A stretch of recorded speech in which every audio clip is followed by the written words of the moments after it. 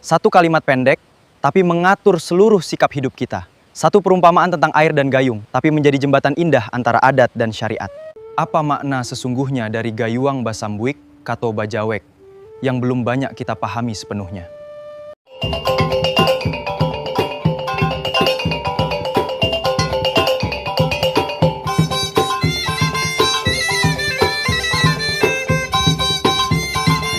Assalamualaikum warahmatullahi wabarakatuh. Salam sejahtera bagi kita semua, baik yang kini berdiri tegak di tanah kelahiran Ranah Minang maupun yang sedang merantau jauh di seberang lautan, dimanapun kaki berpijak. Di tengah ribuan petatah petitih yang diwariskan leluhur kita, ada satu kalimat pendek yang begitu sederhana, namun menyimpan makna yang begitu luas dan mendalam. Ia bukan sekadar aturan tentang cara berbicara yang sopan, bukan sekadar nasihat tentang tata krama menyapa orang lain. Lebih dari itu, kalimat ini adalah cerminan jiwa orang Minang yang sesungguhnya, cara kita memandang dunia, cara kita menyikapi sesama, hingga cara kita menghadapi tantangan hidup. Kita semua meyakini kebenaran rumusan agung ini, adat basandi syarak, syarak basandi kitabullah. Artinya, setiap nilai budaya yang kita jalani tidak pernah berdiri sendiri, tidak pernah bertentangan, melainkan senantiasa bersumber dan selaras dengan tuntunan kebenaran ilahi. Dan bukti nyata keselarasan yang begitu indah itu terwujud dengan sempurna dalam pepatah luhur ini. Gayuang Basambuik Kato Bajawek. Apa makna sesungguhnya di balik setiap katanya? Mengapa leluhur kita memilih perumpamaan tentang gayung dan air? Bagaimana cara menerapkannya dalam kehidupan sehari-hari? Dan mengapa ajaran ini ternyata sejalan penuh dengan firman Allah Subhanahu wa Ta'ala?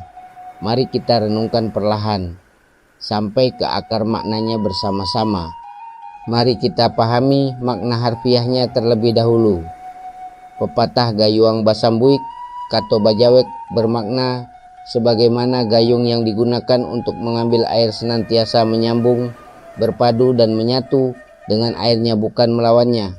Demikian pula setiap perkataan, sapaan, teguran, atau perbuatan yang kita terima hendaknya disambut dan dibalas dengan cara yang setimpal, ikhlas, serta jujur. Leluhur kita memilih perumpamaan ini bukan tanpa alasan. Jika kita memukulkan gayung ke air dengan kasar, air akan memercik kemana-mana. Bahkan gayung pun bisa terbalik dan tidak terisi apa-apa. Namun jika kita menyambungkannya dengan lembut, pas dan seirama dengan gerakan air, maka gayung akan terisi penuh dan air pun tenang tanpa keributan.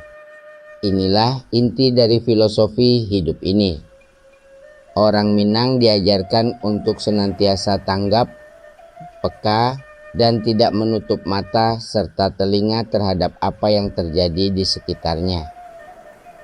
Kita tidak hidup dengan sikap masa bodoh, seolah apa yang menimpa orang lain bukan urusan kita. Namun di sisi lain, tanggapan kita pun tidak boleh sembarangan, tidak boleh berlebihan hingga melukai hati, tidak boleh pula kurang atau diam saja hingga masalah tidak terselesaikan. Apapun yang terjadi, apapun yang disampaikan orang lain kepada kita harus direspon sesuai porsinya, sesuai tempatnya, dan sesuai kadarnya. Nilai mendalam ini tidak hanya berhenti pada ucapan semata, melainkan meresap ke dalam 3 sendi utama kehidupan masyarakat Minangkabau. Pertama, dalam komunikasi dan musyawarah. Pepatah ini adalah landasan tata krama tertinggi saat kita berbicara atau bermusyawarah di balai adat maupun di mana saja. Setiap pendapat yang disampaikan orang lain, setiap pertanyaan yang diajukan, hingga setiap himbauan atau nasihat yang dikemukakan yang dalam istilah adat kita sebut himbau basahuti wajib, didengarkan dengan seksama, dihargai keberadaannya, dan tidak boleh dipotong seenaknya. Setelah benar-benar paham maksudnya, barulah kita menjawab dengan argumen yang baik, logis, dan penuh kebijaksanaan. Kita tidak boleh mendiamkan pendapat orang lain hanya karena berbeda dengan kita, dan tidak boleh pula menjawab dengan nada meremehkan atau marah.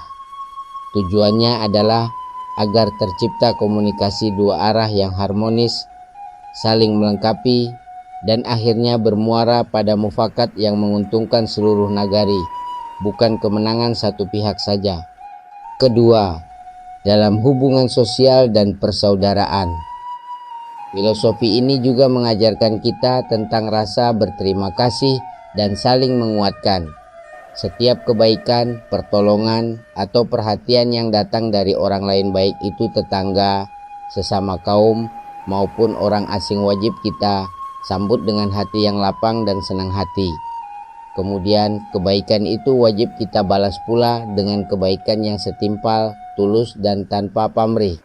Jika ada yang menolong kita saat susah, jangan pernah melupakan kebaikan itu.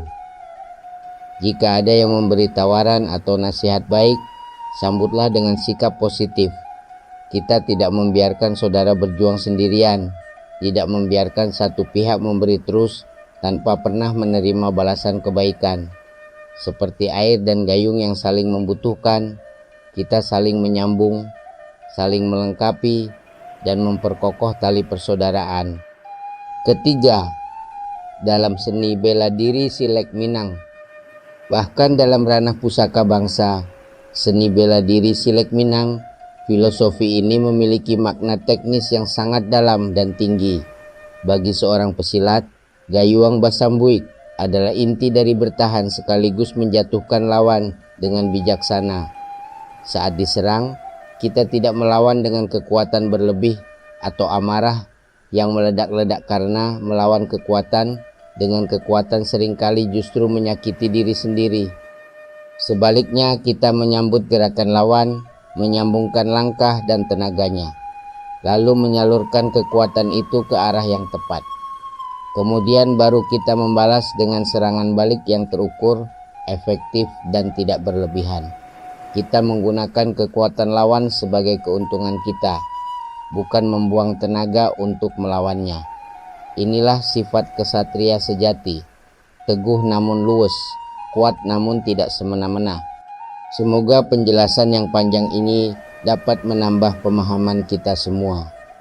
Semoga kita senantiasa mampu menghidupkan filosofi gayuang basambuik, kato bajawek dalam setiap langkah, setiap ucapan, dan setiap perbuatan kita, dimanapun kita berada.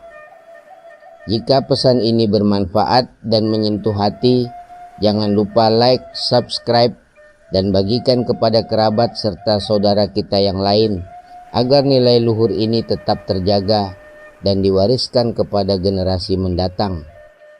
Apakah ada pengalaman atau pandangan lain tentang penerapan pepatah ini di kehidupan sehari-hari? Silahkan tuliskan di kolom komentar dengan sopan. Mari kita berdiskusi bersama. Wassalamualaikum warahmatullahi wabarakatuh.